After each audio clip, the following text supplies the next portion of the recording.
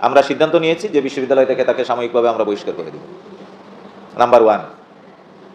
Number 2, যিনি ক্রীড়া কমিটির উপকমিটির দায়িত্বে ছিলেন ইনডোর গেমসের, আমরা তথ্য কালেকশন করেছি যে সেখানে যে বাইলজ ছিল, খেলার শুরুতেই সেই বাইলজ অমান্য হয়েছে।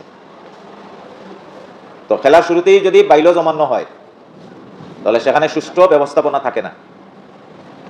আমরা দেখেছি যে কোনো টিমে যদি কোনো ভুয়া প্লেয়ার বা অবৈধ প্লেয়ার খেলে, সাথে সাথেই টিম কিন্তু বহিষ্কার হয়ে যায়। তো সেই ক্ষেত্রে আমাদের দৃষ্টিভঙ্গিতে ওই উপকমিটির আহ্বায়ক তার দায়িত্ব ঠিকমতো পালন করেনি, যার কারণে তাকেও আমরা দায়িত্ব থেকে অব্যাহতি প্রদান করেছি। নাম্বার 2। নাম্বার 3, শারীরিক শিক্ষা বিভাগের যিনি মেম্বার সেক্রেটারি, তার অবশ্যই দায় দায়িত্ব ছিল একটি টুর্নামেন্ট যখন চলে সেই টুর্নামেন্টের বাইলজকে সমুন্নত রাখা এবং সুষ্ঠু ব্যবস্থাপনার বিষয়টি নিশ্চিত করা। এই ক্ষেত্রে সে সম্পূর্ণ দায়িত্বে গাফিলতি করেছে।